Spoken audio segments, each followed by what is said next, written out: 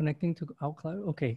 Kalau kita diskusi aja ya Pak ya, apa sih sebenarnya yang banyak dihadapi oleh para UKM kalau memang mereka ingin mau IPO atau mau private placement atau juga tadi Pak Di kan menyampaikan ingin crowdfunding ya. Seringkali tidak tahu apa yang harus yang dikerjakan dan seringkali ya sebenarnya secara impuls mereka ingin tahu kira-kira siapa yang, jadi pertanyaan ini siapa yang saya harus tanya nih, siapa yang saya harus mungkin mendapatkan arahan, guidance dan sebagainya gitu. Jadi akhirnya dari apa tuh menjadi siapa. Nah oleh karena itu hari ini mungkin kita mau sedikit sharing ya Pak ya mengenai pentingnya networking ya. Dan ini saya kira jarang sekali dibicarakan di dalam forum-forum, apalagi konsultan-konsultan maupun juga pakar-pakar yang membawa perusahaan-perusahaan itu menuju ke IPO. Ini sangat fundamental sekali, Pak. Sangat fundamental sekali. Karena apa? Karena biasanya itu masalah itu munculnya pada akhir dari seluruh proses. Jadi karena kita mengikuti oleh mungkin konsultan keuangan, kita mengikuti oleh mungkin mungkin saran dari CFO dan sebagainya. Pada akhirnya kita mentok di sesuatu yang memang dibutuhkan. Jadi oleh karena itu Pak Di, boleh saya mau ini aja lah mungkin sharing, mungkin ada 4 konsep Pak masalah networking itu. Monggo Pak, silakan Pak. Iya. So makanya dalam hal ini ya yang perlu kita memahami itu sebelum kita melanjut kepada menunjuk atau mengambil suatu mungkin ahli ataupun orang yang pakar di dalam IPO. Saya kira kita sendiri, apalagi kalau tadi Pak Supriyatin menceritakan sekarang umur 70 udah jadi entrepreneur ya, siapa tahu nanti mungkin Pak Supriyatin sendiri mungkin tertarik untuk IPO Pak, perusahaannya itu Pak. At 70 years old, mungkin perusahaannya IPO, you're never too old or too young Pak. Kalau seandainya memang mau arahnya ke situ Pak. Yeah. Nah, pentingnya itu Hopefully. Pak. Kenapa Pak? Hopefully, okay. Yeah. Mudah-mudahan that hope can become a reality gitu. Siapa tahu gitu. I hope so. Iya. Nah itu makanya kita harus memahami juga sebenarnya ini proses IPO itu apa sih sebenarnya. Ini selalu menjadi tanda tanya yang misterius sekali, yang selalu orang yang mungkin karena kurang paham dan mungkin mempunyai ide atau mungkin dengar cerita dari orang yang sharing dan sebagainya. Tapi sebenarnya proses IPO itu sangat mudah sekali. Itu kita di dalam IPO X Strategy Academy, kebetulan ini juga lagi perdana, kita lagi mempersiapkan juga suatu edukasi gitu, bahwasannya sebenarnya ada 5 langkah yang utama. Ya, 5 langkah utama ini yang kita juga nanti banyak juga akan bahas di IPO X Strategy Academy. Nanti Pak Di juga akan bisa menceritakan nanti akhir sesi ini kira-kira apa saja yang rencana kita ke depan ini. Nah, 5 strategi tahap untuk bisa memperoleh IPO itu memang membutuhkan effort dari beberapa tim baik yang internal maupun yang eksternal. Ya, jadi oleh karena itu networking itu memang sebenarnya adalah bagian daripada proses yang harus dilakukan. Karena kita sudah menentukan what-nya, apanya, nah kemudian who-nya itu, siapa yang akan kita yang akan kita minta bantuan agar proses ini bisa berjalan dan juga berhasil. Ya.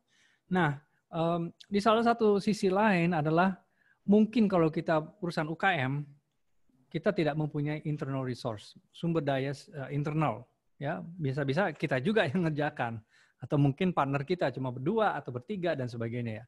Itu sering yang berhadapan dengan umpamanya kalau kita melakukan proses IPO itu.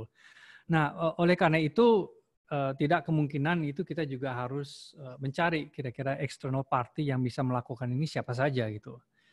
Nah itu oleh karena itu mungkin kita juga harus mengetahui ya Pak ya, bahwasanya kalau umpamanya bicara dengan who-nya dari sisi what yang kita ini kan, ada lembaga maupun profesi penunjang yang bisa membantu kita untuk dari garis start bisa sampai garis finish gitu loh.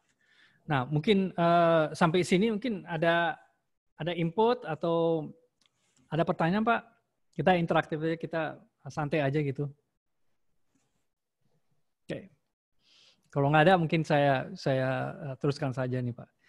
Mungkin bisa hands up, mungkin bisa kasih tangan ya biar saya bisa lihat dan saya bisa unmute ya teman-teman ya. Iya, iya. Oke, kalau ada pertanyaan. Kelihatannya lanjut dulu Pak Denny, masih belum ada. Baik. Nah, itu kalau kita bicara lembaga atau profesi penunjang, ada beberapa yang memang mutlak dan wajib harus kita miliki ya Pak ya. Memiliki artinya itu sudah tidak bisa ditawar-menawar lagi, dan kalau kita bicara mau IPO, itu memang wajib kita memiliki. Dan ada yang sifatnya eksternal maupun internal. Kebanyakan sih kalau kita bicara lembaga atau profesi penunjang itu adalah sesuatu yang memang eksternal di luar. Kecuali kita memang mempunyai suatu keahlian, umpamanya kita punya keahlian hukum, apalagi hukum corporate law dan sebagainya. Barangkali kita nggak perlu ya. Tapi kalau kita bicara masalah auditing, accountant, atau mungkin kalau ini perusahaan sudah berjalan cukup lama, jangan-jangan juga perlu adanya legal opinion dan sebagainya. Nah, notaris adalah salah satu memang dibutuhkan. Jadi itu nggak bisa diinikan. So, kita perlu notaris, kita perlu penilai atau appraisal. Kita juga perlu dalam hal ini adalah tentunya tadi konsultan hukum. Terus satu lagi yang sering tidak diantisipasi pada saat mau IPO adalah pemeringkat. Kita perlu ada pemeringkat efek gitu loh. Pemeringkat efek itu bisa membantu. Pemeringkat efek itu juga bisa memberikan penilaian berdasarkan rating ya, rating umpamanya perusahaan bisa di rating, ataupun juga kalau kita sudah pernah menerbitkan obligasi itu juga bisa di rating, ataupun kalau memang membutuhkan suatu ini tertentu agar bisa mendapatkan nilai yang lebih tinggi, memang perusahaan dinilai gitu oleh pemeringkat ya, itu bagus sekali. Kalau kita masuk ke bidang memang ada syariah, mungkin ahli syariah juga membutuhkan dalam hal ini.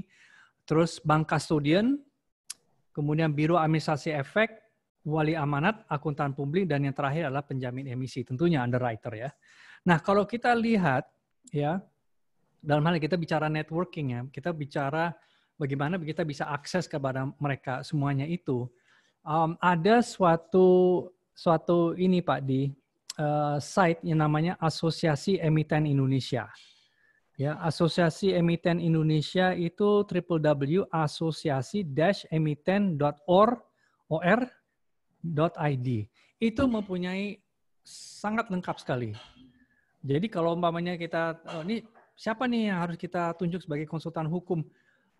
Itu ada 366 nama yang terdaftar di Bursa Efek Indonesia, yang kita tinggal klik, kita bisa lihat namanya mereka, alamatnya, bahkan nomor teleponnya dan sebagainya. Itu lengkap sekali Pak di Asosiasi Emiten Indonesia itu Pak. Ya itu dia Asosiasi Emiten Indonesia. Kita masuk ke ini. Biasanya penunjang ya, bukan peraturan, kegiatan tentang data, mungkin data ya. Data klik di situ. Nah, itu dia, lembaga dan profesi penunjang. Itu lengkap semuanya Pak di situ. Notaris ada 212. Ya. Kalau kita klik di penilai, ya. Penilai itu ada 237. Kita selalu tadi kita udah berminggu-minggu bicara masalah valuation ya. Valuation gimana ini? Nah, ini ada banyak penilai di Indonesia ada 237. Pemeringkat, nah itu agak sedikit memang spesifik karena di Indonesia oleh OJK hanya diberlakukan hanya 3 pemeringkat. Di seluruh dunia juga nggak lebih banyak dari 3 sih, 4 ya. Ada Fitch, ada S&P dan sebagainya. Nah ini perusahaan-perusahaan sudah kalau di Indonesia ada nama Credit Rating Indonesia, tapi biasanya mereka kerjasama, apakah dengan S&P dan mungkin ada nama-nama besar lah gitu ya. Di situ ada PT Pemeringkat Efek Indonesia dan PT Fitch Ratings Indonesia. Mereka punya keahlian khusus masing-masing, tapi mereka juga adalah salah satu ini. Kemudian ada bank custodian di situ, Pak. Bank custodian itu ada 23 juga. Nah, bank custodian tentu bank-bank besar atau bank-bank yang 4 atau 5 gitu ya.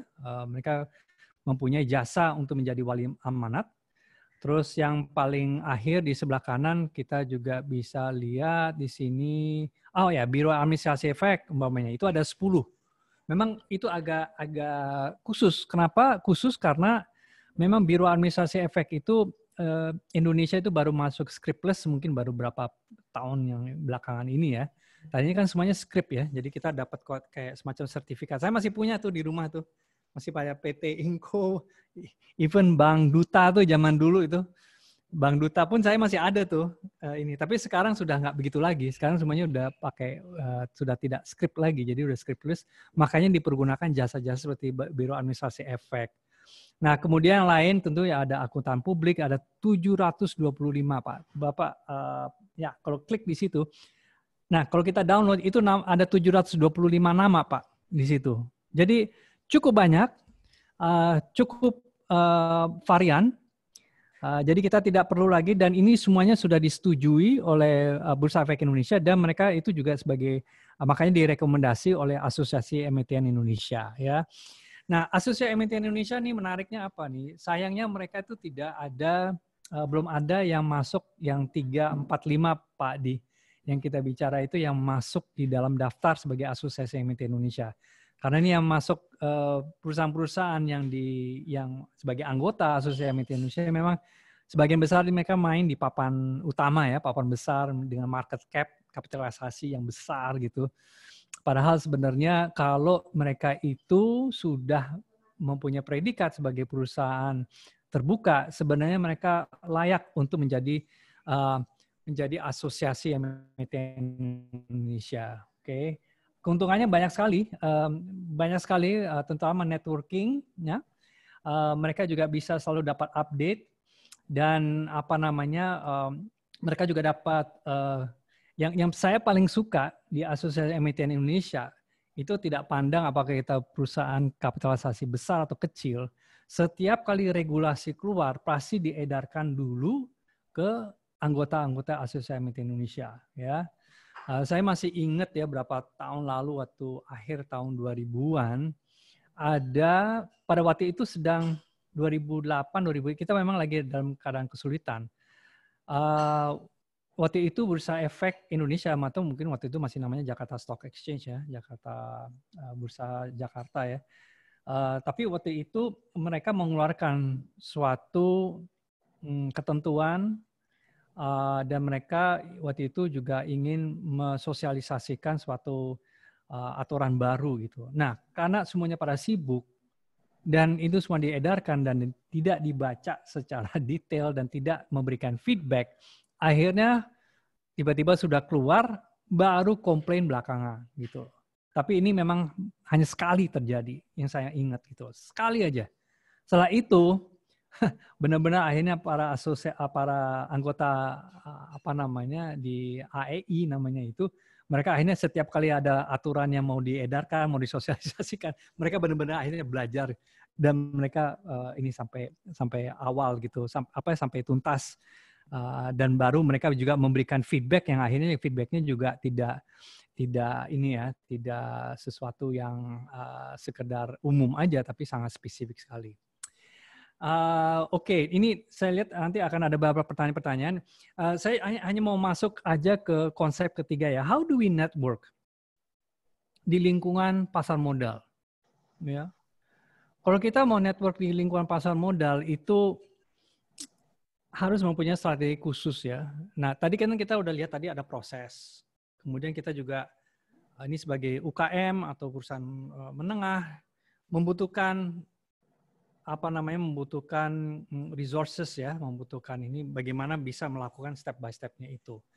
Nah, networking itu with the right people dengan orang yang benar ini sangat ditentukan dengan bagaimana kita bisa memanfaatkan akses networking kita. Dan mungkin itu akses networkingnya kita antar perusahaan usaha kecil, menengah, dan mungkin papan atas itu bisa jauh antara bumi dan langit gitu. Nah, sekarang ini tujuan kami hari ini, mungkin dalam waktu ini sedikit lagi, ini adalah bagaimana kita bisa akses supaya levelnya, akses networking kita tuh sama seperti perusahaan-perusahaan TBK yang besar gitu. Nah, ini yang saya ingin mengintroduce suatu konsep namanya degrees of separation ya. Degrees of separation ibaratnya ini kayak multi level gitu. Saya ingin kenal orang itu di level yang 3, tetapi dia adalah temannya yang nomor 2, di mana saya kenal dekat yang nomor 1 gitu. So itu adalah yang namanya degree of separation. Umpamanya saya dengan Pak D ini, saya itu levelnya level 1, udah 1. Tapi temannya dia punya teman itu bisa level of separation itu 2-3. Nah, pengalaman saya itu kalau kita ingin ya, apalagi kita sebagai usaha kecil menengah, gimana kita udah mau progressing ke sesuatu yang umpamanya kita mau masuk ke menjadi menjadi IPO, kita ingin masuk ke penawaran umum, itu memang kita harus kenal personally. Kita harus kenal orang-orang yang memang ada di lingkaran 1 itu, which is the first degree. Nah, kalau orang itu ternyata orang yang penting yang kita mau masukin di dalam inner circle yang nomor 1 itu berada di 2, 3, 4, 5, berarti kita reach out-nya itu harus jauh lebih, harus terjangkau lebih sana ya. Nah, caranya bagaimana? Caranya gimana? Katakanlah gini ya, saya mau kenal dengan Pak Supriyatin. Pak Supriyatin Budiman ini adalah salah satu mungkin direktur pencatatan atau di Bursa Efek Indonesia, atau mungkin salah satu orang penting di direksi gitu. Tapi saya nggak kenal beliau itu. Jadi gimana saya bisa kenal bahwa satu level separation-nya di beliau itu adalah sama dengan one level-nya saya gitu loh. Jadi kita bisa, kenal ya sama Pak Joko gitu umpamanya. Oh iya, saya kenal Pak Joko nih. Wah, dari mana Pak? Nah, itu kita langsung bisa nyambung gitu. Nah, sekarang ini bagusnya kita di dalam era sosial media, kita ada namanya LinkedIn gitu loh. Mungkin Bapak-Bapak, Ibu pernah dengar namanya LinkedIn ya. LinkedIn itu mungkin persepsinya itu selalu menjadi, ini orang yang mau cari kerjaan, supaya dicari sama headhunter gitu. Sebenarnya udah nggak lagi. Itu adalah sebenarnya LinkedIn itu adalah treasure ya, atau suatu itu memang paradise untuk networking. Cuma bukan hanya usaha kecil menengah aja, tapi juga perusahaan-perusahaan yang besar tidak semuanya mengerti bagaimana memanfaatkan jaringan LinkedIn ini. Nah, tadi 3 separation. Saya ingin kenal Pak Supriyatin. Saya tahu, saya udah baca profilnya beliau, saya baca di majalah-majalah, ini orang penting yang memang saya harus kenalan gitu. Nah, kalau kebetulan Pak Supriyatin ada di LinkedIn, kita bisa lihat, kita request untuk connection, langsung dia akan masuk di dalam jaringan kita. Dan di situ otomatis kita bisa lihat siapa jaringannya kita sama dengan jaringannya Pak Supriyatin. Kita cari dari nama-nama, ada yang levelnya 3, levelnya 2. Oh, ini ada beberapa level 1 nih. Level 1 ini, ternyata Pak Supriyatin itu kenal dengan umpamanya Ibu Umi Kulsum gitu. Ibu Umi ini bekas bekas pejabat dari Bursa Efek Indonesia yang dulu saya juga kenal waktu mengenai pencatatan dan sebagainya. Terang kenal sama ini gitu. Jadi itu level 1-nya saya dan level 1-nya Pak Supriyatin. Mudah. Gimana caranya? Saya tinggal email ke beliau, Pak Supriyatin. Atau mungkin ke Ibu Umi dulu. Ibu Umi, Ibu kenal sama Pak Suprihatin ya? Iya, saya kenal dari ini dulu, kita sama-sama di ini. Oh begitu ya Pak. Iya Bu, saya mau mau kontak beliau ini. Kebetulan kami lagi mau IPO dan sebagainya. Kira-kira Ibu rekomen nggak ya Pak Suprihatin gitu? Jadi seolah-olah kita mau ini orangnya oke nggak sih? Oh ya, bagus sekali. Orangnya itu sangat helpful dan selama ini. Oh, baik Bu. Jadi kalau saya sebutkan bahwa Ibu kenalan sama Pak Suprihatin nggak apa-apa ya? Oh nggak apa-apa. Bilang aja, kirim salam malah gitu. Langsung saya akan email ke beliau. Pak Suprihatin, dapat salam. Saya dapat nama Bapak. Saya dapat nama Bapak dari Ibu Umi. Yang kebetulan beliau kirim salam nih Pak Suprihatin. Itu langsung cair. Langsung cair. Langsung ada kontak. Nah, makanya penting sekali LinkedIn kita gimana Pak, Ibu, teman-teman semuanya. Kita profilnya itu harus benar, walaupun kita usaha kecil, profil kita itu harus menunjukkan sesuatu yang kredibel. Karena nanti langsung sekarang ini bukan awareness, interest, desire, action. Kalau kita masih ingat kalau di di marketing, sekarang awareness, search dulu. Aku mau ini abis ini nih.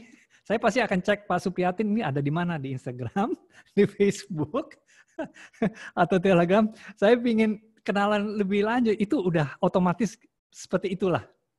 Pergaulan kita zaman sekarang itu, lu kenal sama itu ya? Gue mau cek dulu deh gitu. Zaman dulu mana bisa kayak gitu. Kita mesti tanya Bakin dulu atau Bais.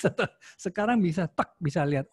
Wah dia kenalan sama itu, kenalan itu. So itulah gimana kita cara bisa membangun jaringan. So it's the first, second, and third degree. Kalau kita kenal third degree, siapa yang first degree-nya kita sama orang yang third degree itu.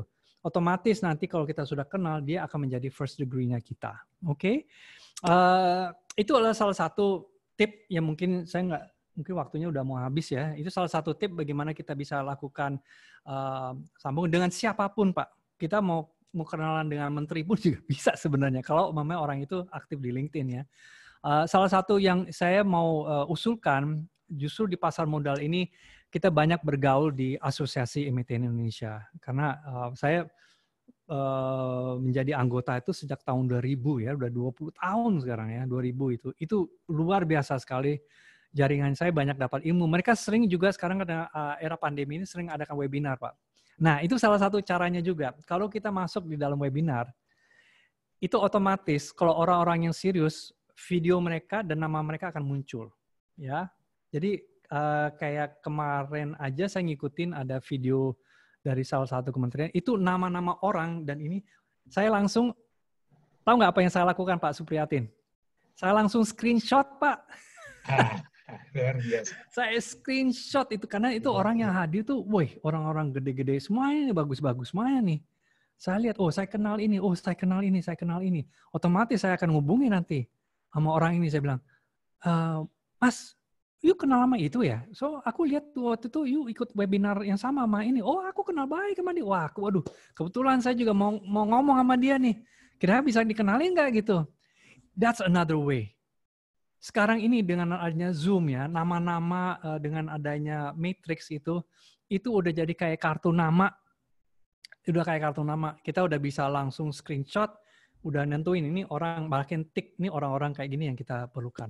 Mungkin saya berhenti di situ, Alex. Saya masih ada satu konsep lagi yang saya mau share, tapi takutnya kita nggak ada waktu nih. Gimana Pak Di so far? Mau kita buka aja pertanyaan atau gimana? 6 degree separation nih Pak Denny ya, pakai teknologi digital ya. Yes. Jadi ini satu konsep yang dulu cukup menarik nih buat teman-teman yang mungkin pernah tahu ini ada bukunya dulu 6 degree of separation. Jadi kita cuman terjarak 6 orang atau 6 koneksi dari kita. Bahkan orang di seluruh dunia kalau Anda bisa cari pun kalau ketemu the right link bisa cuma 6 gitu ya. Misalnya mau ke Donald Trump, tinggal cari 6 orang yang ke arah Donald Trump atau ke Joe Biden ya. Kira-kira gitu lah ya. Oke, selamat malam semua.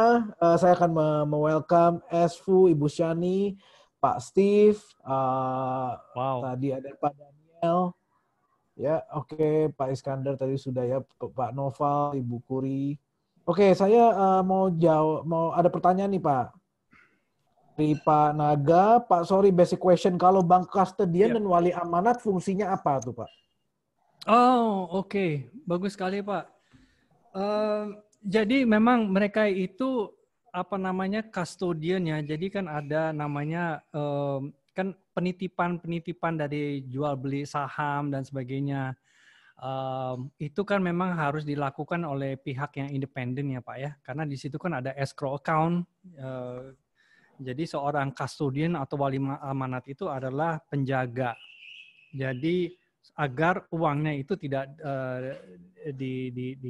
mungkin dipakai dengan atau ada orang yang bisa manipulasi gitulah. Nah, itu sering apalagi ya sangat penting sekali peranan daripada custodian ini pada saat mereka sudah IPO dan mereka penjamin emisi atau perusahaan underwriter sudah melakukan penjualan saham, itu langsung ditransfer ke rekeningnya custodian. Dan pada saat itu mereka sudah bisa raise public funding berapa umpamanya. Dan mereka juga bisa verify bahwa ini sudah masuk, jadi mereka cek dengan Biro Administrasi Efek, si PT Anu telah membeli sekian lot, Pak Di Ferdinand, Pak Supriyatin sudah membeli berapa lot dan sebagainya, sudah tercatat dan uangnya sudah masuk, istilahnya mereka tuh good fund gitu ya. Good fund itu sudah masuk di dalam rekening custodian sehingga good fund itu bisa dipergunakan, perusahaan emiten itu bisa mempergunakan dananya sebagian, seluruhnya, atau hanya berapa persen gitu. Dan ini sebenarnya ada pencatatan dari situ. Itu custodian itu sangat penting sekali supaya tidak ada mungkin kolusi atau mungkin konflik dalam penggunaan daripada fundnya itu. Kalau di crowdfunding ada ya Pak ya, kalau nggak salah ya, semacam custodian itu juga ya. Tergantung Pak. Sejauh ini belum ada resmi. Jadi tidak harus ditunjuk. Tapi kecuali nanti sudah publik.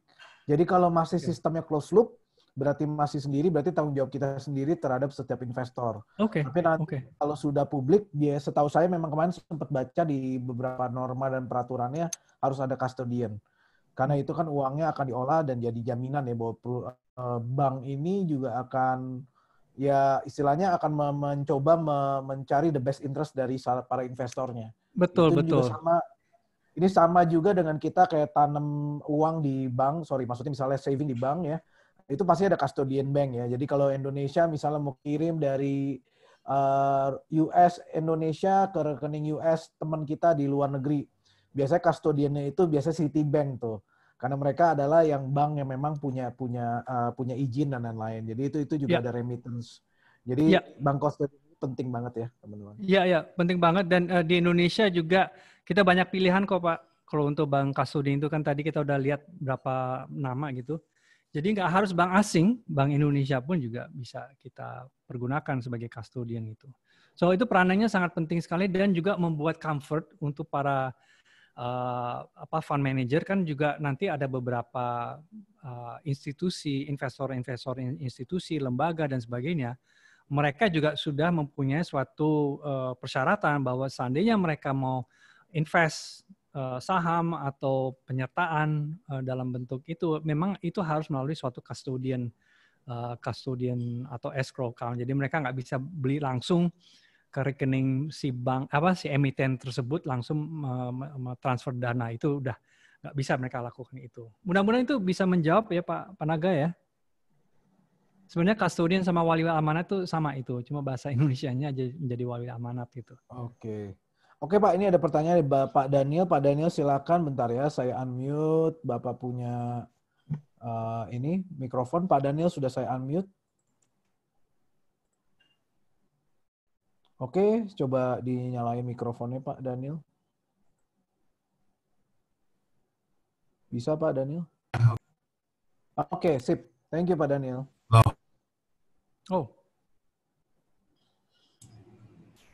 Nah, oke. Tadi ke-mute langsung saya tiba-tiba. Oke. Iya, oke. Gini Pak, saya mau nanya. Yep. Ya, mungkin terdengar simple ya. Cuma satu aja sih. katakanlah gini, kita udah listing nih di dunia di bursa saham ya, sudah mengikuti semua tadi, udah branding lewat LinkedIn segala macam gitu ya, udah gitu. Bisa nih listing nih, udah listing. Cuma kan seperti yang kita tahu bersama bahwa di Indonesia ini ada yang namanya bandar lah ya, dunia saham. Bandar, oh iya ya. Itu ya. Saya penasaran sih, seandainya sebuah kayak perusahaan UMKM gitu ya, apa istilahnya ya? Saya nggak tahu istilah jelasnya apa, cuman dibuat jadi kayak bandar gitu loh untuk naik, digoreng lah, digoreng. Digoreng, ya. Itu efeknya seperti apa ya kalau untuk UMKM-nya sendiri? Iya. Itu saya penasaran sih Pak, kalau yang kayak gitu-gitu gitu loh. Oke, ada lagi Pak? Oke, terus apakah ada potensi bisa langsung digoreng atau gimana gitu Pak? Gitu loh. Iya. Ya kira-kira gitu aja sih. Ya, baik. Terima kasih Pak. Terima kasih. Jadi sebenarnya ada dua yang ekstrim ya Pak ya. Dalam hal ini saham gorengan dan saham yang katakanlah berdasarkan fundamental ya Pak ya. Fundamental itu memang berdasarkan kinerja. Nah, biasanya saham gorengan itu terjadi kalau memang saham-saham itu tidur Pak. Saham-saham tidur. Jadi dan itu tidurnya lama dan tidak ada pergerakan. Biasanya juga Bursa Efek Indonesia itu mereka membuat suatu intervention ya. Kalau sahamnya itu segitu lama tidak ada trading dan sebagainya, itu pasti akan ada dapat feedback gitu dari Bursa Efek gitu loh. Makanya istilah saham-saham gorengan itu memang terjadi untuk saham yang tidak bergerak dan ini mencoba untuk mengungkitkan lagi. Nah, memang ada kalanya saham gorengan itu dilakukan, ada yang ya kalau kita lihatnya memang ada yang tidak etis ya Pak ya, karena bandar itu membeli dengan katakanlah penny stocks itu, kemudian membuat sesuatu agar bisa mendapatkan momentum di mana saham-saham itu bisa dijual lebih mahal gitu loh. Jadi you buy low and you sell high gitu loh. Dan mereka caranya itu membuat seolah-olah ada minat. Ini saham nggak bergerak, makanya digoreng gitu loh. Makanya digoreng, akhirnya dibuat seolah-olah ini menjadi minat. Tapi pasti suatu saat kalau kita lihat dari pergerakan dari saham sendiri ya, itu sekarang apalagi nanti udah pakai artificial intelligence dan sebagainya, itu bisa lihat flow aktifnya itu sampai sejauh mana gitu. Pernah kejadian ya, ini waktu saya masih di perusahaan TBK, salah satu perusahaan mungkin pada waktu itu ya terbesar ya market cap-nya itu, ada terjadi suatu kelonjakan yang cukup signifikan karena ada ada buying moment gitu untuk institusi, para investor institusi untuk mengambil saham perusahaan tersebut. Karena mereka tahu bahwa untuk tahun depannya akan terjadi suatu kebijakan baru sehingga ini akan bisa meningkatkan valuasi. Mereka mengambil seketika sebanyak itu, kita dipanggil, dipikirnya kita menggorengkan sesuatu. Akhirnya setelah ditelusuri dan akhirnya diinvestigasi, kemudian kebetulan saham itu tidak di freeze ya, tidak di suspend gitu. Tapi mereka curiga ada sesuatu yang kok fluktuatifnya terlalu tinggi. Sementara saham-saham yang lain yang masuk ke indeks, apakah di LQ atau di mana indeks-indeks itu, pergerakannya itu normal saja. Jadi there has to be something yang itu. Jadi akan kelihatan suatu saat gitu. Dan terus terang itu kita tidak menganjurkan. Dan untuk saham goreng-gorengan, kalau market cap-nya masih kecil Pak Daniel, itu akan kelihatan sekali bips-nya itu akan signifikan gitu. Jadi saya kira apalagi kalau masih baru IPO, ini akan ini sekali kok, akan sangat minim sekali bisa dilakukan. Bukannya dikatakan tidak bisa kejadian, bisa saja. Tapi dalam hal ini sekarang cukup pengawasan dengan adanya teknologi dan sebagainya udah cukup canggih untuk bisa memonitor sesuatu yang tidak tidak wajar pergerakannya gitu. Mudah-mudahan itu terjawab Pak Daniel. Ya, ini pertanyaannya ada lanjutannya dari Pak Daniel. Efek untuk UMKM-nya apakah baik atau buruk, Pak? Kalau digoreng? Ya. Oh, jelas buruk. Kenapa? Karena banyak daripada UMKM itu masuk juga dalam keadaan yang mungkin tidak sebanding kekuatannya dengan papan yang di menengah atau papan utama yang di atas yang mereka floatnya itu mempunyai valuasi itu ratusan miliar gitu ya. Ratusan miliar. Sementara ini kita kan 50M mungkin yang paling ini adalah 50 sampai 125 atau 150. Sementara mereka itu bisa sangat di atas 500 dan sebagainya itu. Jadi kalau umpamanya kita bicara dengan going concern, kalau kita bicara sustainability perusahaan, apalagi kita lagi mencoba juga untuk menaikkan GCG-nya kita, good corporate governance atau tata kelola perusahaan yang baik, dan kita ingin meningkatkan reputasi manajemen, itu sangat tidak dianjurkan, ya. Karena begini, karena underwriter itu juga mempunyai dia mempunyai suatu tanggung jawab juga. Karena dia underwrite, dia menjadi penjamin emisi kepada emiten itu untuk bisa untuk bisa mempromosikan atau menjual kepada pemegang-pemegang saham baik yang retail maupun yang B2B. Ya, jadi ini sesuatu yang sangat tidak ini. Lebih baik kita main fundamental aja. Fundamental bagus, walaupun mungkin Bapak udah tahu kan bahwa sekarang kalau kita mau listed di akselerasi kan kita bisa rugi sampai tahun ke-6. Jadi buat apa kita harus tutup-tutup? Kita mendingan kita jujur aja dan kita bisa melihat perkembangannya valuasi ke depan. Mudah-mudahan itu menjawab. Oke, Pak Denny, masih seru nih pertanyaannya. Teman-teman boleh ya ke Pak Daniel pakai mikrofon biar terima kita kasih, dengar Pak suara kerennya juga. Ya, oke. Ini saya coba. Kan amat lah Pak. Ya, Oke. Terakhir sih cuma dikit aja. Berarti tapi kita nggak bisa milih ya. Kita mau digoreng atau enggak. Maksudnya kita nggak mau digoreng gitu ya. Tiba-tiba kita digoreng gimana gitu. Dijual Pak, dijual. Kalau udah digoreng dijual. Oke. So, kalau kita bicara goreng di dalam hal ini maksudnya adalah ini ya Pak ya. Bandar mengambil, membeli dan kemudian dia membuat sesuatu seolah itu menjadi ini. Dan itu banyak dilakukan secara technical ya, technical goreng-gorengan secara teknis gitu. Kalau kita bicara dengan bagaimana kita bisa meningkatkan valuasi, bagaimana kita bisa mendapatkan good perception mengenai perusahaan itu dengan nilai yang, jadi mungkin bedanya dalam hal ini dengan mungkin transaksi yang komersial. Transaksi komersial itu kita akan menjual sesuatu yang semahal-mahalnya. Ya, kita mau jual mobil, mau jual pabrik, mau jual kita mau menjual sesuatu lah gitu ya, produk, jasa, pasti kita mau mencoba menjual yang mahal-mahalnya.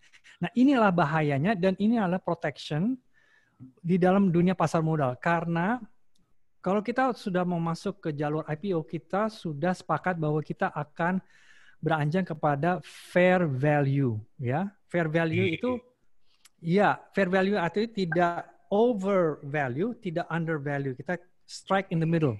Kita cari sweet spotnya ada di mana? Sweet spotnya itu fair value yang dicari. Kenapa? Ruginya apa Pak? Kalau nanti pada saat IPO ternyata kita overvalue, ya, karena kita mau mencoba menjual yang paling mahal gitu, tiba-tiba undersubscribe. Undersubscribe artinya permintaannya tidak sebanyak. Kan dia lu mahal nih, gue nggak mau deh gitu. Rugi kan? Kita udah mahal-mahal IPO, oversubscribe. Sementara kalau kita juga undersubscribe, kalau kita menjual terlalu murah, artinya potensi yang sebenarnya kita bisa serap, yang itu tidak kebagian gitu loh Pak. Tidak kebagian dengan nilai yang sebenarnya gitu. Jadi mainnya di volume, tapi volumenya tidak kekejar dengan strike fair value yang sebenarnya kita inginkan. diinginkan, Pak. Nah, ini sesuatu yang mungkin suatu paradigma yang harus kita dudukan dulu nih, Pak. Makanya goreng-gorengan itu kan berarti kan mau overvalue kan sebenarnya gitu. Sementara kita bicara ada kata kuncinya di sini, likuiditas, Pak. Kita sebenarnya membutuhkan likuiditas gitu. Betul ya, Pak Daniel? Ya, oke lah. Sip. Nanti saya ikuti sesi berikutnya lagi ya, Pak. Siap, Pak. Siap. Ya, yang lain dulu, Pak. Pak Naga. Monggo. Terima kasih, Pak. Ini dari Pak Naga mau nanya soal delisting. Apa akibatnya bagi investor atau trader saham? Itu satu, Pak. Pertanyaan apa dampaknya untuk mengenai listing, Pak? Apa akibatnya terjadi kalau delisting? Artinya tidak lagi tidak bisa diperdagangkan. Itu satu.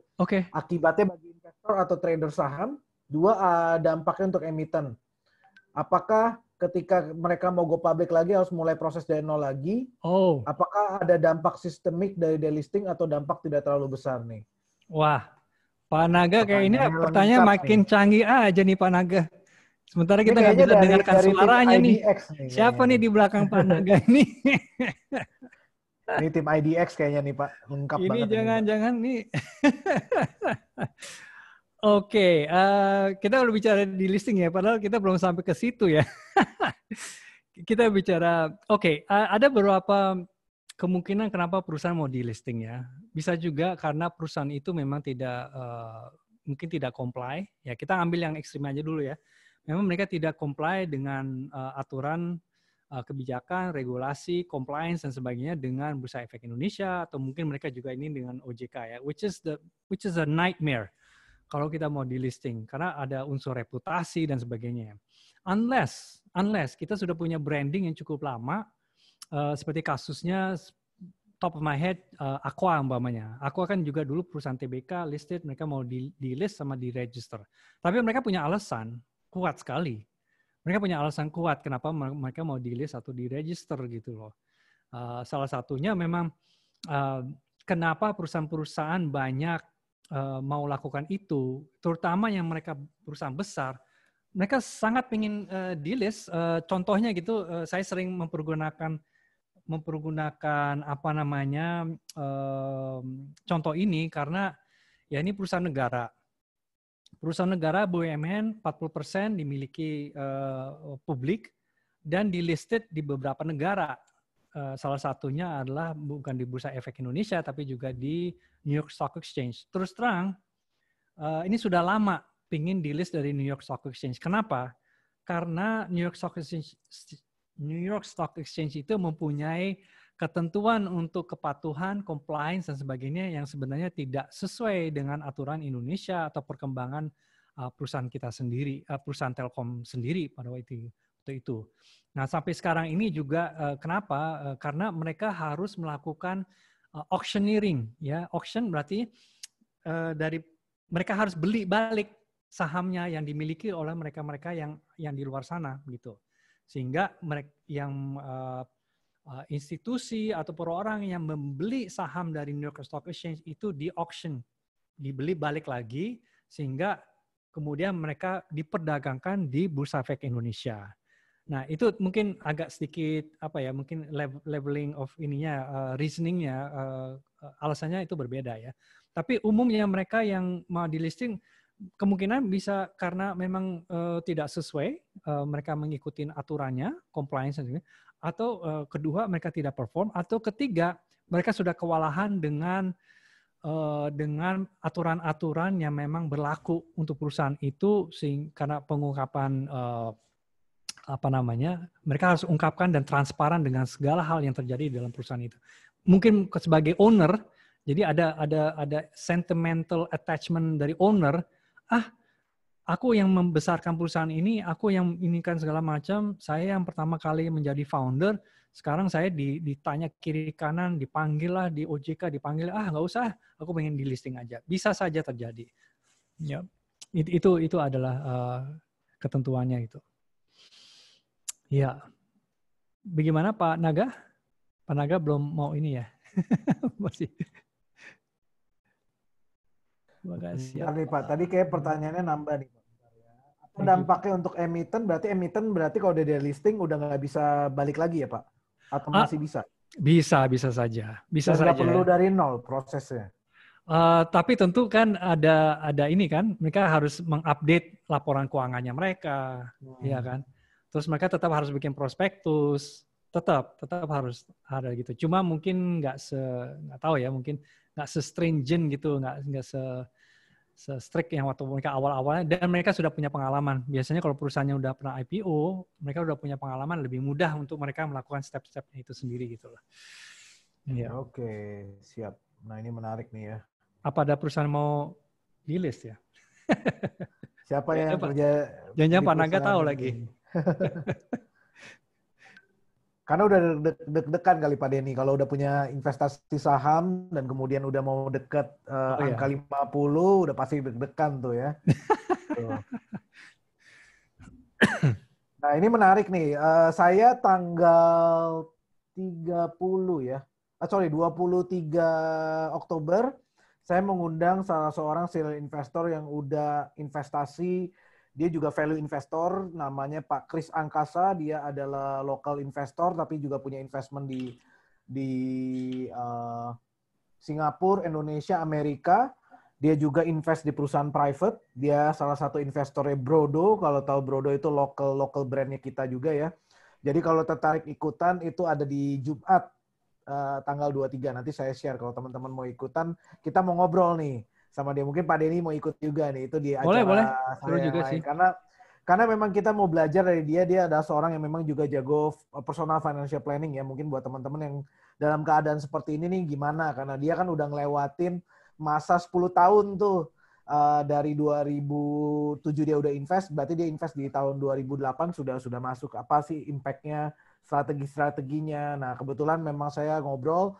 Nah ini penting banget saya rasa buat kita semua dapat gambaran, apalagi personal finance ini kan nggak ada pakem yang benar-benar mana yang benar gitu loh. Jadi banyak orang kan nanya, misalnya investment, mana sih investment yang benar? Apakah saham, apakah properti, apakah tanah? Itu balik lagi kepada tujuan keuangannya kita. Balik lagi kita mau ngapain dengan uang kita. Kita mau lihatnya seperti apakah mau di high risk kan, atau mau di low risk, atau moderate. Nah kita ngobrol nih sama dia ya, karena dia juga ngerti banget value investing Pak. Jadi interesting. Bisa ngobrol boleh. Jadi saya bisa belajar juga nih. Nanti saya kasih juga teman-teman kalau ada yang tertarik ikutan boleh. Karena memang saya lihat kayaknya bulan Oktober saya akan undang beberapa ahli dari finance. Mereka juga serial investor. Hopefully saya juga bisa ajak beberapa owner dari venture capital.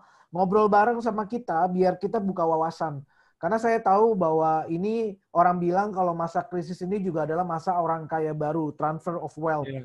Dari orang-orang yang memang belum siap kepada orang-orang yang siap. Ya, jadi saya percaya bahwa teman-teman juga harus mempersiapkan diri. Mungkin kita dapat momennya atau kita pick up the moment. Sekarang ini kita belum keluar nih dari krisis menurut saya ya, karena kita juga masih belum tahu pola penanganan seperti apa sih buat COVID gitu kan. Yeah. Jadi saya yakin bahwa teman-teman sama saya juga kalau tertarik untuk ikutan kita grow. Saya juga mau sharing. Kita juga ada Facebook group. Kalau ada yang mau ikutan Facebook group, kita baru hari ini tadi jam 7 launching.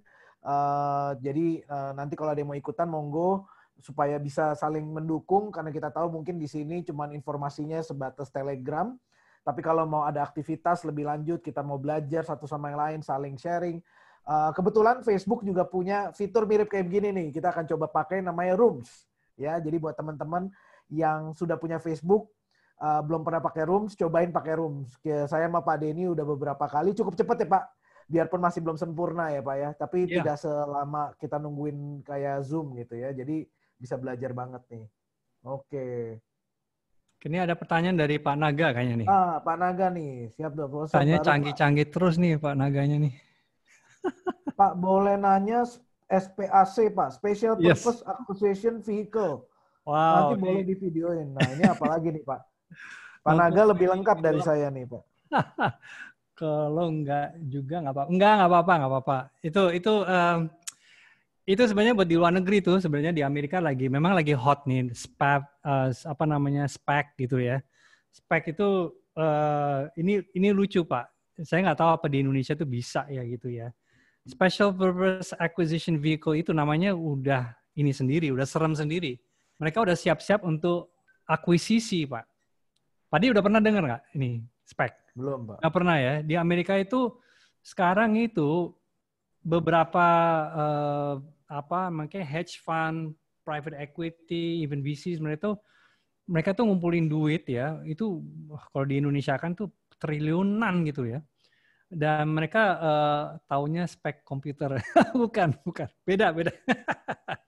Special Purpose Acquisition Vehicle itu mereka membuat suatu perusahaan atau suatu fund di mana mereka listed dan tujuannya adalah untuk bisa mengakuisisi. Dan tidak ada yang tahu siapa kecuali ini ya Bursa Efeknya atau mungkin SEC ya kayak OJK-nya di Amerika gitu loh. Dan ini spek-spek ini biasanya dipakai agar mereka itu bisa meng-IPO-kan perusahaan-perusahaan yang mereka mau akuisisi. Jadi umpamanya di sini ini ada Pak Naga, Pak Supriyatin, ada Pak Di, Pak Iskandar, Esfu, Steve, Pak Diana, Ibu Siani, kita semuanya 9-10 nih. Kita bikin spek. Kita mau ambil alih siapa nih sekarang umpamanya? Kita mau ambil apa? Katakan apa nih? Gojek umpamanya. Kita berhasil mengumpulkan dana sehingga itu bisa menjadi akuisisi, vehicle akuisisi. Tapi kita listed di Bursa Efek, tapi kita tidak memberikan kita tidak mengumumkan siapa yang kita ambil alih. Pada saat waktu kita IPO dengan spek itu, ya tiba-tiba si perusahaan itu udah menjadi IPO yang diambil melalui suatu spek atau SPAC gitu loh. Ini canggih banget dan terus terang saya bukan ahlinya, saya bukan ahli itu, saya belum pernah aktif benar-benar melakukan seperti special purpose vehicle ini, tapi bayangkan saya Pak, itu saya kira itu akan, kalau zamannya kami mungkin Pak Supriyati masih ingat itu kan adanya Tibun Pickens lah, corporate raiders istilahnya, corporate raiders, mungkin Pak Di masih ingat juga ya. Sekarang sudah nggak begitu lagi. Jadi kalau corporate raiders kan ada hostile takeover, biasanya mereka ada perang proxy istilahnya, proxy di dalam. Jadi kita nih masing-masing kita berenam, kita sudah punya, kita membeli saham di dalam, kita sudah punya proxy, proxy itu kayak semacam kuasa untuk melakukan kayak semacam kudeta di perusahaan itu, tiba-tiba kita bersepuluh kita bisa memiliki perusahaan itu. Dan itu sering terjadi oleh corporate raiders zaman dulu itu yang lakukan. Nah, sekarang itu udah jadul, udah nggak gitu lagi. Sekarang mereka melakukan melalui spek itu. Wow. Halo Pak Naga, baru akhirnya kita ketemu ya, betul ya? Oke, sip. Ya, ada lagi Pak pertanyaan, mudah-mudahan jawab nggak? Jangan-jangan Pak Naga lebih tahu nih. Udah lebih jago sih. Ada kepinginannya sih Pak. Jadi gini kan saya sempat baca doang sih Pak. Kan salah satu untuk gimana? Jadi maksudnya keunggulan SPAC itu katanya untuk melompati tradisional IPO. Nah, saya bingung kan SPAC itu juga dia akan melakukan proses IPO juga ya Pak ya? Oh, dia harus. Kalau nggak, bagaimana dia bisa special purpose acquisition itu ya, vehicle itu gimana mereka kalau nggak lakukan itu? Justru mereka bisa lompat itu masuk dengan vehicle-nya ini. Dan itu mereka listed, tapi mekanismenya saya lupa. Apakah mereka technically listed atau mereka, karena di situ kan nanti nggak ada prospektus ya. Kan prospektusnya nggak ada ya di situ ya. Betul, operasional juga kan belum ada sama sekali ya Pak ya? Kalau di Indonesia nggak bisa ya Pak ya? Oh, Indonesia jelas kayak gitu nggak disukai itu. Nggak tahu apa di Indonesia nggak bisa kayak gitu. Ya sekarang ini kayak main kebanyakan melalui backdoor sih, melalui ya itu masih sangat tradisional gitu loh. Dengan secondary market beda ya Pak Denny ya? Bagaimana? Dengan secondary market itu beda nggak spek itu?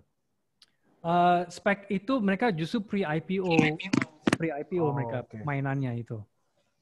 Mereka pre-IPO. Cuma berarti mandatory convertible bond MCB? That's different. Different Kalau lagi ya, bonds, lebih different ya.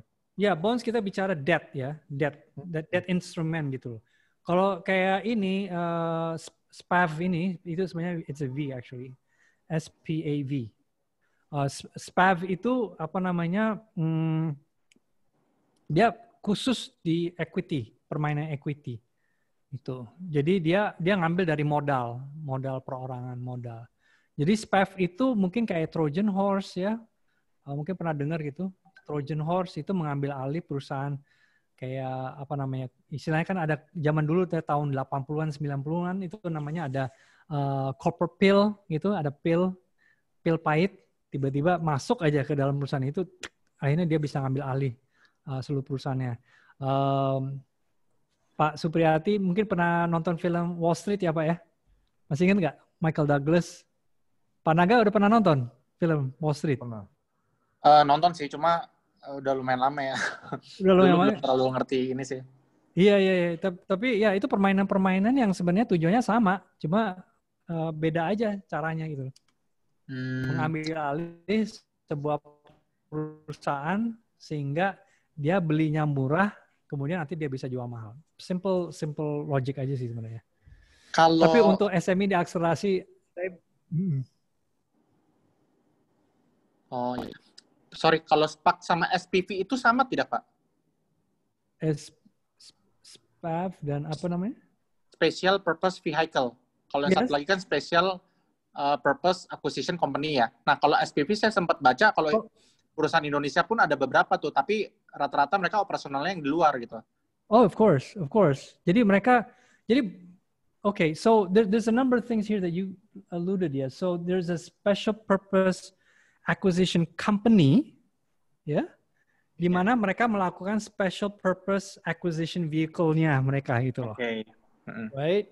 Kalau udah company itu udah menjadi wujudnya daripada dari strategi mereka untuk melakukan acquisition gitu. Makanya dinamakan vehicle. Kalau SPAC itu udah ini sih. So what does it say? In creating a SPAC, the founders sometimes have at least one acquisition target. Yep, that's it. But they don't identify the, Yep, betul. And during the IPO process, there you go. Right there. This is why they are called blank check companies. Yeah, saya sering dengar tuh istilah blank check companies. Investors have no idea what company ultimately be investing in. SPACs seek underwriters, institutional investors being. Ya, ini jahatnya nih begitu. Ini sama seperti kayak corporate pill gitu loh. Jadi mereka kerjasama dengan para institutional investor maupun juga para underwriter. Kita ambil alih yuk Gojek itu. Kita bikinin SPAC aja gitu. Tiba-tiba si Nadiem Makarim entah gimana, tadinya mereka mau IPO baik-baik, diambil alih gitu. Diambil alih. Plays interest-bearing trust account. Yep. So this is kind of like ini semacam kayak wali amanat juga sih. An escrow account. These funds cannot be dispersed except to complete acquisition. Yep. I don't know why they introduced this jadi legal ya di Amerika ya. Nanti saya mau tanya deh teman saya, dia bekas konsultan, dia pernah menjadi OJK-nya, dia orang seniornya di Security Exchange Commission di Amerika gitu. Hampir dia jadi ketuanya tuh nggak jadi. Saya akan tanya masalah ini SPAC. It's a good idea. I didn't expect to talk about this. Tadi dia pikir mau bicara networking, tiba-tiba keluar. Tapi this is good. Tapi bagus. Real life.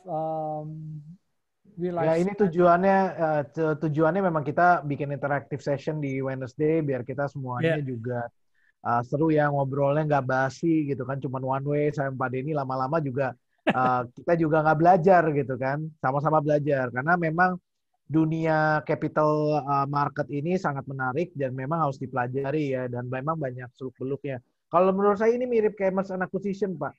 It is a merger, but it's not. Of a merger acquisition, but it's you take the M out of it. It's purely acquisitions. Makanya acquisition, bukan merge. Ya, mergernya nggak ada di sini. It's totally an acquisition. Ini kayak beli saham kosong tapi dibayar atau apa gitu. Jadi ini masih nggak tahu nih case study-nya gimana dan technical-nya secara legal loophole-nya di mana ya. Kenapa bolehin nih? Itu juga kayaknya agak sulit di Indonesia. Iya, saya mau tanya juga teman-teman di OJK, di Bursa Efek ya, gimana ini? Karena memang ada beberapa perusahaan-perusahaan Indonesia yang bukan listed sih, sebenarnya mereka do business di overseas, pemegang sahamnya dari Indonesia, bahkan ada beberapa aset-asetnya juga location wise di Indonesia gitu. Terutama yang kemana ada nanyain masalah REIT segala macam ya. But anyway, akhirnya mereka berantemnya di luar negeri gitu loh. Padahal ininya urusannya di Indonesia gitu. Karena ini perusahaannya dicatat sebagai perusahaan PMA gitu loh. So it's a bit complicated. But anyway itu. Dari Nasdaq lumayan enak nih Pak dilihat ya. Boleh di teman-teman lihat ya, Nasdaq punya link yang tadi saya share itu ada. Ini menarik banget karena udah cukup ada ilustrasi. Coba saya share ya screen saya biar teman-teman bisa lihat ya. Oh ini oke. Udah ASP ya, saya share biar kita bisa sama-sama ya. Oke, nggak kemana-mana kan malam ini, jadi ya santai ya. Kita sedikit lebih panjang dari biasanya.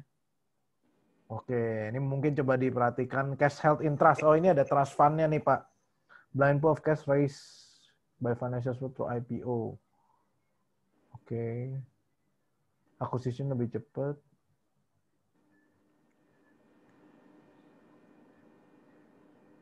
Oh, highly incentivized management structure. Nah, ini menarik nih. Yuk. Nasdaq yang bikin ya, ini. Oh ya, Nasdaq. Kenapa di Nasdaq? Karena memang banyak SPAC itu mereka lakukan SPAC activities dan listing itu potential itu memang di perusahaan-perusahaan yang teknologi. It's easier that way.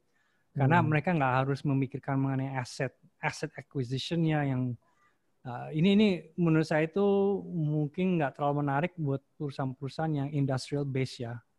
Kebanyakan technology base. Makanya masuk ke Nasdaq gitu.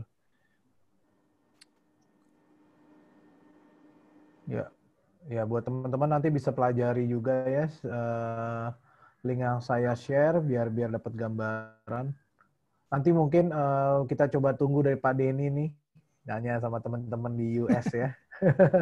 Yeah, that's a good idea. Nanti saya tanya deh, Mas S. Oke. Mereka juga yang saya tahu banyak juga tuh sekarang lagi mau akuisisi klub-klub bola di Itali. Pakai SPAC juga? Iya, jadi nggak tahu trennya tuh mereka sekarang ke arah sport kan. Dan Liga Italia salah satu yang ditarget. Tapi nggak harus selalu klub doang sih. Maksudnya di situ pun ada teknologi tentang misalnya database untuk klub bolanya. Jadi nggak harus klubnya aja, tapi teknologi yang supporting industrinya juga sih. Ya, make sense sih. Make sense. Kelihatannya non asset base ya Pak, non asset base ya acquisition ya. Kan? Jadi ini kelihatannya non asset ya semua ya. Iya, makanya masuknya ke Nasdaq gitu. Kita jarang dengar SPAC ada di New York, Chicago atau apa. Mungkin kalau papan akseleran bisa terjadi lebih banyak, mungkin bisa terjadi kali Pak ya. Kelihatannya ini kan juga ada numbers game ya. Karena dia butuh enough funds untuk dikumpulin, jadi pasti numbers game sih salah satunya. Itu. Ya, evaluasinya gimana ya Pak ya? Nah, that's the problem. Karena di sini kan gini, cash held in trust, right? That's step number 1. It's a blind pool of cash raised by finance through IPO to acquire private capital. Oke, ini masih bisa dilakukan, right? Kemudian mereka lakukan acquisition within 24 months. Mereka do an acquisition of a full operating private company, right? Jadi ini masih bisa do behind the scenes. Tapi pada saat mereka mau go listed, this part here, this is successor, public listed operating company. Ini pada saat this company target operating company itu antara target operating company sampai dia menjadi listed successor company itu sudah harus jelas ininya. Itu makanya step-stepnya ini, makanya saya nggak ngerti gimana caranya ya di spek ini berlaku ya di luar negeri. Karena di Indonesia kalau saya sepintas saya lihat ini ada beberapa step yang sebenarnya dari awalnya itu harus diungkapkan. Umpamanya begini, the shareholders udah harus declare di awalnya. Who are your existing shareholders? Kemudian 2, mereka udah harus menerbitkan laporan keuangan yang audit. Laporan keuangan auditnya itu juga harus disign oleh CEO dan CFO yang berkaitan karena ini semuanya informasi akan masuk ke dalam prospektus.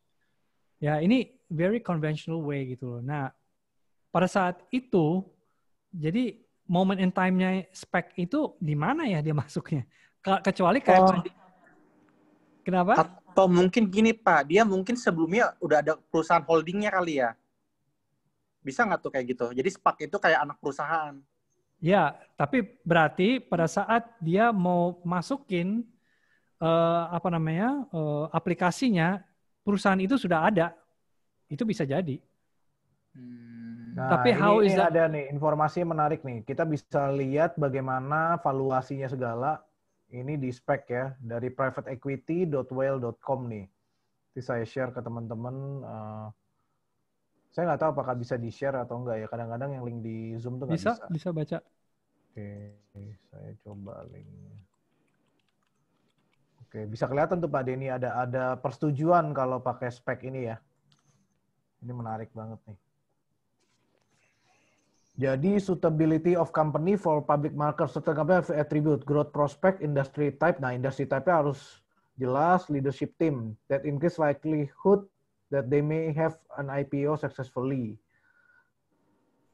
Nah, jadi exit prospect ini also to take public companies that are not obvious IPO candidates. Valuation-nya depends on market demand. Kalau IPO, valuation is determined by negotiation between spec sponsor and sellers. Oh, jadi dari pemilik bisnis dan nego angka di tengah-tengah ini. Spek sponsor tadi yang held trust fund nih, Pak.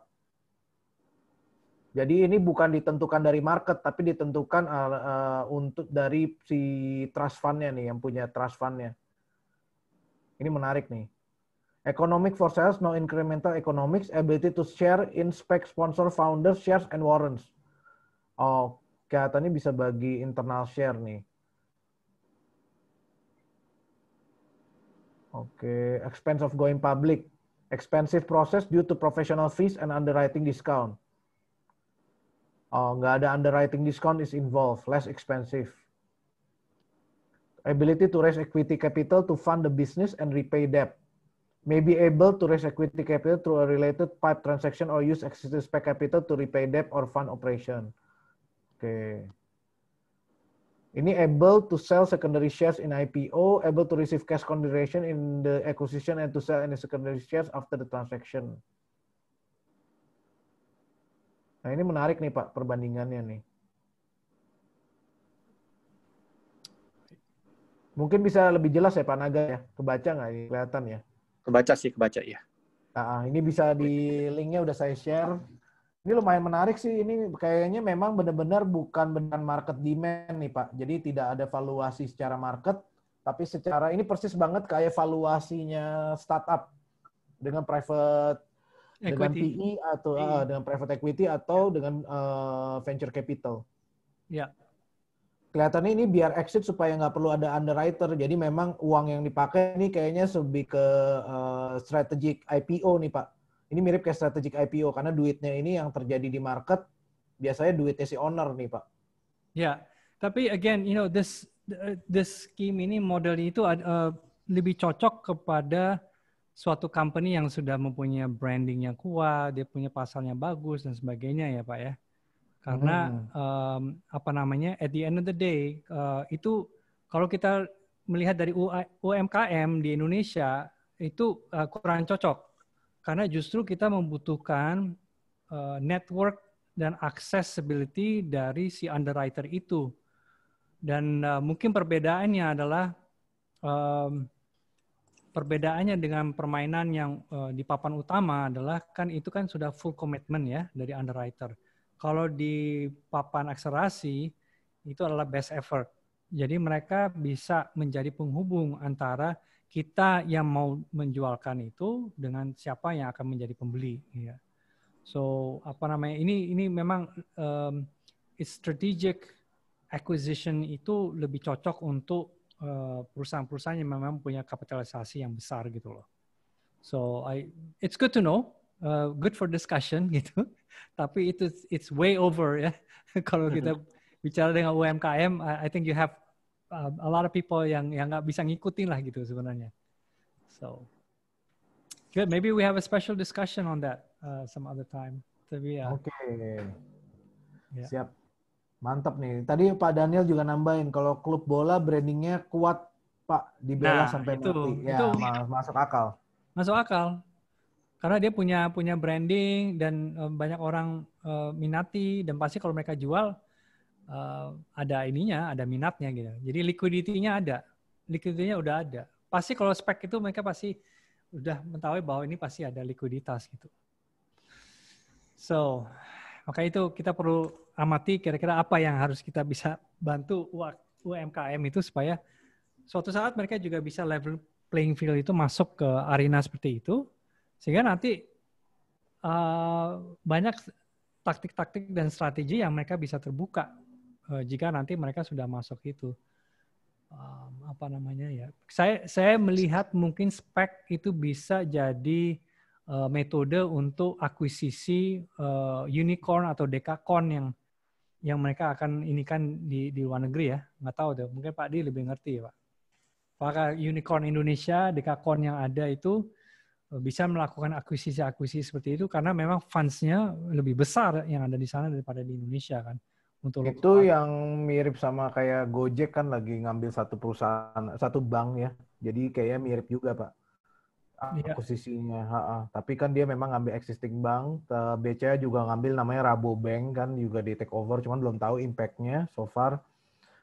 Ya menarik sih itu. Jadi dunia capital market ini selalu banyak saya bilang hidden move ya. Yang nggak pernah ketahuan atau new move nih. Jadi kita pelajari lah bahwa memang kemungkinan-kemungkinan yang ada ini bisa juga dipakai nanti ke depannya ya. Kalau teman-teman pernah nonton Wolf of Wall Street juga penny stock itu juga terjadi di model-model seperti ini nih. Bisa banget nih. Karena tadi kan mungkin Daniel sempat tambahkan ya Pak Daniel tentang yang goreng. Nah yang goreng ini nggak cuma investor lokal, investor internasional juga bisa goreng. Itu juga sangat berpengaruh tuh. Itu.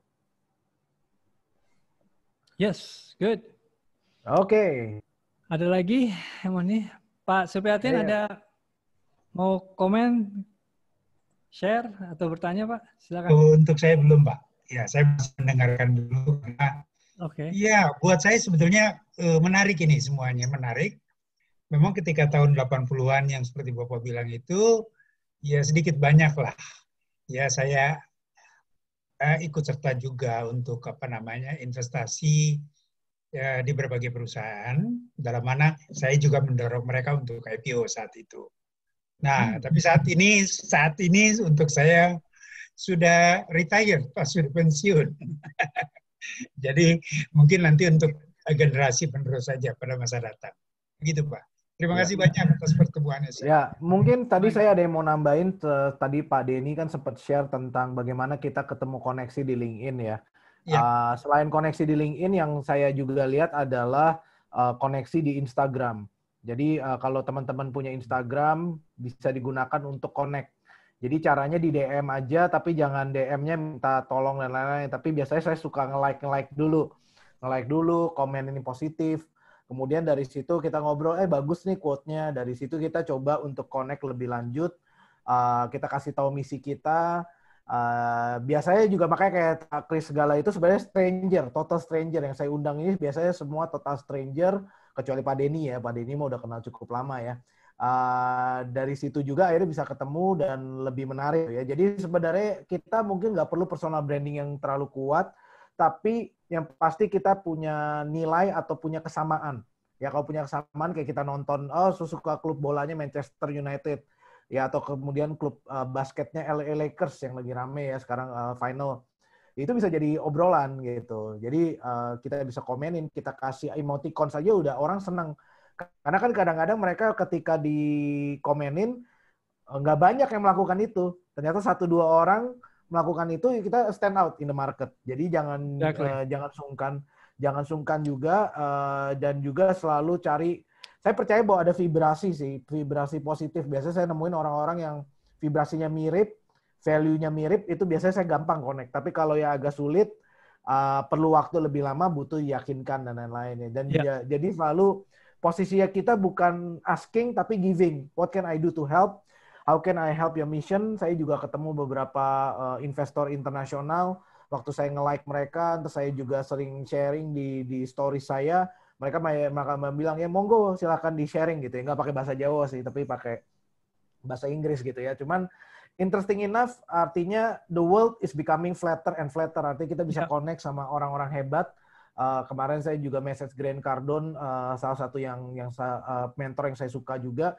Ternyata dibales juga gitu. Berapa kali saya udah message dia juga ya. Jadi Pak Iskandar tampaknya pertanyaan terlewat. Oke, coba kita baca ya. Thank you Pak Naga. Nah, oke Pak. Pak Iskandar ya, coba saya lihat nih. Pak Iskandar apa nih? Oke. Thank you nih Pak Iskandar. Masih ada. Thank you Pak. Selamat malam. Dengan sekian banyak pihak yang terlibat dalam proses IPO, dari sisi biaya apakah ada standarisasi Pak Denny? Mungkin ada yang fixed fee maupun yang based on percentage. Saya kan tidak praktis untuk shopping around dan minta penawaran dari beberapa pihak. Itu Pak Denny. Gimana Pak? Di mana pertanyaannya? Saya nggak lihat ya. Oke. Di 8/10 Pak. Saya jawab satu-satu ya Pak. Ya, Dengan sekian banyak pihak yang terlibat dalam proses IPO, dari sisi biaya, apakah ada standarisasi? Ya. Itu satu pertanyaannya. Boleh dijawab dulu Pak. Ya, saya jawab aja. Itu mudah saja. Ini juga direkomend oleh Bursa Efek Indonesia bahwa sebenarnya mereka menganjurkan tidak lewat dari 5% daripada funds yang mereka ingin akses. Katakanlah mereka ingin akses berapa ya, 1M umpamanya. Jadi mereka menganjurkan biaya untuk keseluruhannya tidak lebih dari 5% dari 1M. Itu jadinya berapa itu ya? So 500 million, something like that ya. 5% 50-an Pak. 50 juta ya. 50-an, ya. Gitu. Itu satu ya. Oke, lalu kemudian mungkin ada yang fixed fee ataupun yang based on percentage Pak? Apakah based? Hanya listing fee-nya aja. Listing fee ada beberapa yang memang percentage gitu. Ini kabar gembiranya bahwa untuk papan akselerasi itu boleh disampaikan ke teman-teman atau mungkin juga untuk kita sendiri. Untuk diketahui bahwa sekarang ini pemerintah atau Bursa Efek Indonesia melakukan diskon karena dengan ada pandemi ini, sehingga itu memudahkan perusahaan-perusahaan untuk melakukan IPO di dalam masa yang sulit ini. Karena mereka melakukan diskon yang cukup besar untuk fee yang mereka harus keluarkan untuk listing di Bursa Efek itu. Iya. Oke, pertanyaan berikutnya. Udah Pak, rasanya kan tidak praktis untuk shopping around dan minta penawaran dari beberapa pihak. Jadi maksudnya biar tahu ya harganya berapa. Oh iya, makanya dari itu kan Asosiasi Emiten Indonesia itu tadi yang Pak Di udah ini, kita bisa cek dari semuanya yang kira-kira menurut Anda punya reputasi yang bagus. Kemudian mungkin bisa tanya dengan mereka-mereka yang memang udah sering melakukan IPO atau pernah membantu IPO. Kira-kira wajar nggak mereka akuntan publik menawarkan sekian gitu. Jadi pilihannya sangat variatif sekali, sangat banyak dan tidak dimonopoli oleh siapa-siapa. Jadi ini enaknya itu kita bisa lakukan beauty contest saja, beauty contest. Namun bedanya mungkin di IPO X Strategy Academy ini kita bisa membantu juga dalam bagaimana kita bisa mensortir, bagaimana kita bisa melakukan semacam kualifikasi buat mereka sehingga kalau kita hire kita udah tahu seperti apa yang kita cari gitu loh. Ini juga sesuatu yang kita bisa bantukan. Yes, oke. Tadi saya mungkin mau share aja yang terakhir ya Pak ya. Boleh silakan Pak. Untuk networking ini saya kira tadi kita sudah bicara masalah first degree, second degree, dan seterusnya. Ini ada hal yang mudah-mudahan bisa bermanfaat, yaitu kalau kita bicara dengan networking. Ini saya pernah di share sama mentor saya. Dia namakannya ini smart networking. Oke. Ini silakan kalau mau ditulis atau di screenshot nggak apa-apa nih. Saya sharing aja ya. Jadi networking itu kalau seandainya kita melakukan kontak atau kita melakukan let's say business meeting atau apa, itu ada 6 kategori kita harus bisa langsung kita buatkan. Seandainya kita menemukan seorang ini, ya. Karena semua network itu nilainya tidak sama, Pak. Tidak sama. Oke. 6 kategori itu yang pertama yang kita sebutkannya dengan he's a promoter. Dia orangnya suka mempromote untuk kita. Ya, kalau di dunia internet marketing disebutkan dengan affiliate gitu. He's an affiliate gitu. Ya. Promoter ini sebenarnya dia melakukan marketing buat kita. Ya, mudah-mudahan gitu juga di antara teman-teman yang ada di sini ada yang bisa mempromote kita juga nanti. Oke. Karena itu naturally. Oh, ini bagus nih. Ini ada sesuatu yang oke nih, aku dapat banyak nih dari mereka. Mereka they promote ya. So kita bisa identify apakah orang itu is a promoter gitu. Terus satu lagi, ini ada bedanya. Yang kedua adalah namanya connector. Connector itu adalah mereka yang ingin suka menyambung satu dengan ini. Oh, aku kenal nih, Pak. Nanti saya kenalin deh sama ini. Kebetulan saya kenal dia itu teman saya lama dan apa namanya, saya udah cukup tahu dia deh dan kayaknya nih sama Pak Di ini cocok ini. So he's a connector gitu loh. Terus kemudian ketiga adalah kita sebutkan dengan operator. Operator ini tentu bedanya dengan promoter, connector, operator ya. Bisa-bisa orang ini menurut saya ini dia tuh jago umpamanya dia jago bikin let's say web design, right? Ini orang ini jago web design. Atau orang ini mempunyai keahlian dalam coding umpamanya. Coding atau dia itu dia copywriter yang bagus gitu. Ya. Karena saya tahu bahwa dia tuh punya keahlian ini, dia bukan orang promoter, dia tidak connector, tapi dia punya keahlian khusus yang kita sebutkan dengan skill. So, suatu saat, this kind of person, kita bisa ajak kerjasama juga. Right? Karena dia mempunyai keahlian khusus gitu. Yang akan, di mana kita nggak punya gitu. Umpamanya saya nggak punya keahlian dan copywriter, oh saya bisa mempergunakan itu untuk copywriting. And then yang keempat, kita bisa mencari orang itu is a financier or financer, right? Dia ini punya duit banyak, tapi mungkin dia nggak kreatif, dia nggak ngerti mengenai skillnya ini, dia bisa juga finansier itu bisa jadi connector juga, dia bisa jadi promotor juga. Tapi jarang orang finansier itu menjadi operatornya juga kayak ini gitu. Ya, dia lebih suka, udah deh aku masuk aja deh uangnya, aku jadi investor aja gitu. Nanti tinggal aku dapat share-nya aja. Nah, the other thing yang mungkin, which is yang mungkin kita memang butuh, we need a mentor. Nah, mentor ini menarik karena orang itu bisa lebih muda dari kita, bisa lebih tua dari kita, nggak masalah. Tapi dia punya pengalaman atau wisdom itu besar. So when we meet somebody, kalau kita sudah dapat kartu nama atau kita punya ini, kita bisa kategorikan, ini orang kira-kira berada di mana ya? Dia itu promotor kita, connecting kita, ataukah dia ini, ataukah dia mungkin dia punya financing, atau dia cocoknya jadi mentor aku gitu, ya. Nah, terus yang keenam, yang terakhir ini what I call regulator ya. Di Indonesia ini kita nggak bisa lepas dengan kenal orang-orang, apakah itu di Pemda, di pemerintah, apakah dia mungkin tentara ya, ataupun mungkin dia adalah orang yang ada di legislatif atau menteri dan sebagainya. We need, business cannot go without any corporate connection atau kita kontak-kontak ini. Memang banyak di antara UKM itu, tapi saya nggak mau berpolitik, saya tidak mau ini. Tapi suatu saat you might need them. Kadang-kadang kita butuh orang-orang yang memang ini, kalau orang kita kan sebutnya namanya koneksi gitu loh. Ini selama di Indonesia yang saya tahu, doing business di Indonesia, koneksi itu penting banget. Dan ini bisa, koneksi itu selama ini yang selalu yang dinamakan koneksi itu ada regulator, atau orang yang di pemerintahan, atau koneksi di dalam, dan sebagainya. Tapi ini juga peranan-peranan 6 ini adalah memang bagian daripada apa yang kita sebutkan dengan smart networking ya.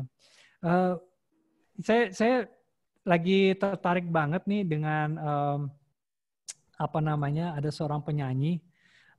Do any of you mungkin Pak Naga, Pak Danya kenal ya? Have you heard of Rich Brian? Pernah dengar nggak Rich Brian? Pernah Pak, rapper ya? Pernah. Pernah dengar. Pernah. Wih, mantap sekali.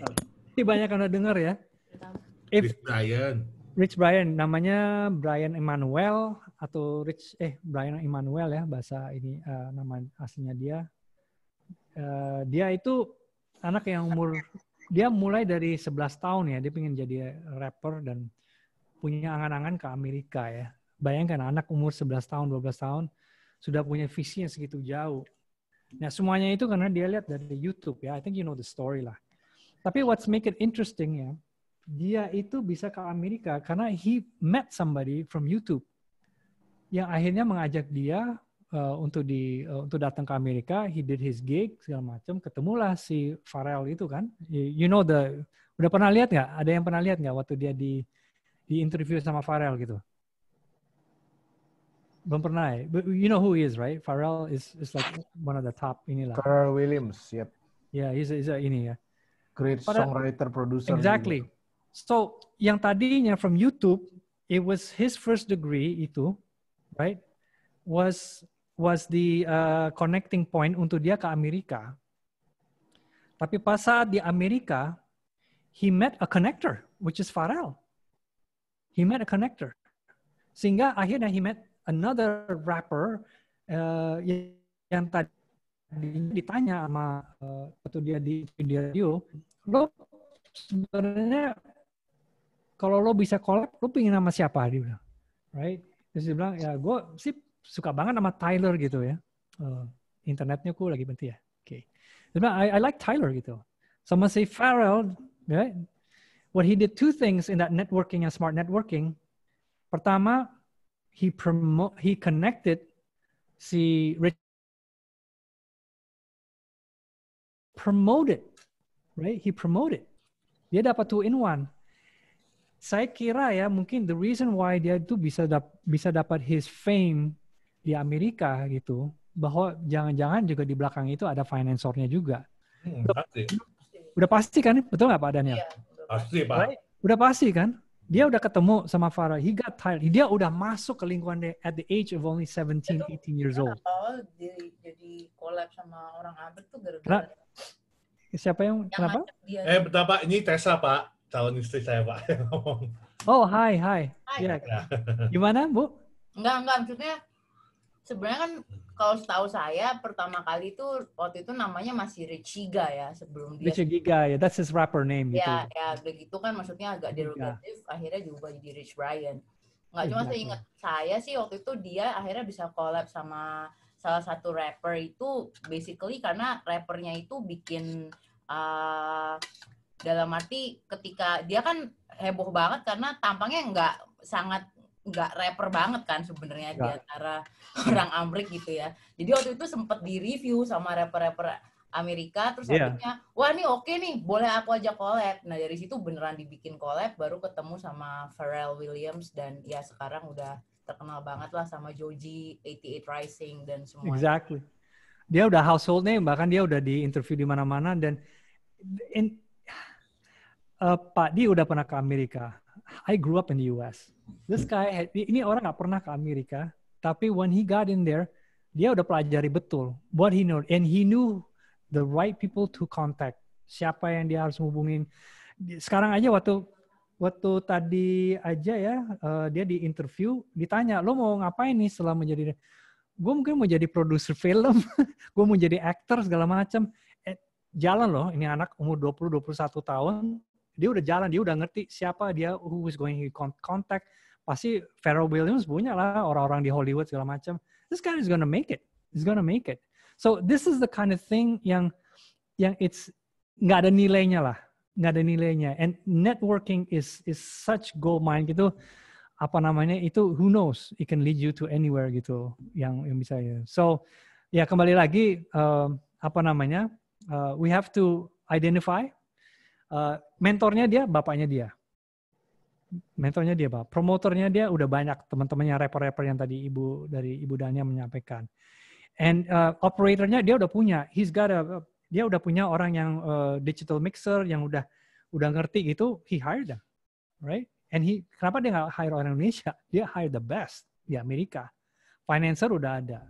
And pasti karena dia itu orang Indonesia yang ada di sana, saya yakin bapaknya itu udah memikirkan kira-kira dia udah harus mulai kenal siapa ya, karena masalah imigrasinya dia, permitnya dia segala macam, karena of course he's $1 million, dia udah earn $1 million, tapi dan artinya kan he has already need to start establishing the people, apalagi dia mau masuk ke industri-industri kreatif dan sebagainya. So he inspires me. Mungkin saya sama dia beda umurnya bisa 50 tahunan kali ya sama dia itu.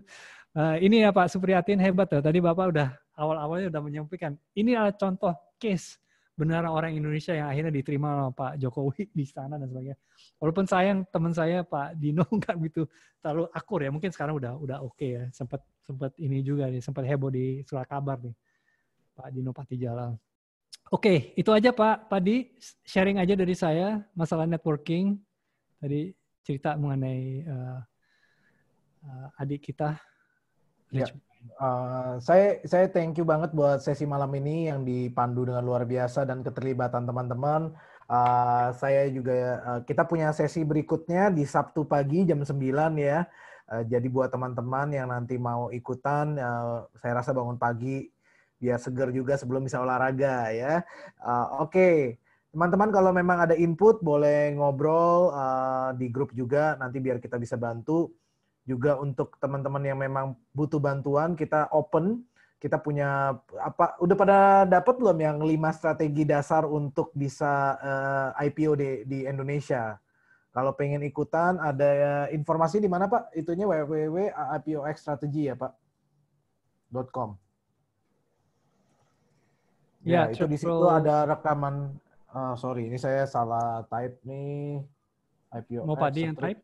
Udah saya type ya buat teman-teman. Oke. Yang paling bawah ya teman-teman ya. Jadi kalau pengen ikutan silahkan nanti bisa isi datanya. Intinya dari kita juga kalau teman-teman ada yang mau ngajak silahkan nanti ajak masuk. Nanti kita juga akan terus sharing. Karena memang hari-hari ini kita butuh banyak informasi untuk buka wawasan. Kalau memang teman-teman merasa ada topik-topik yang dibahas, tadi seru banget bicara tentang SPAC dalam waktu singkat, kita semua belajar banyak ya. Perlu tuh begitu, karena kalau nggak ada interaksi kayak begini, thank you banget Pak Naga. Ditunggu next time untuk datangnya lagi ya. Selamat malam semua, nanti saya akan upload replaynya juga. Kalau mau cek ada di YouTube @LifeX Academy. Supaya bisa nonton yang ulangannya dulu juga, yang kalau yang ketinggalan. Selamat malam semua. Selamat malam, terima kasih ya semuanya. Thank you semua.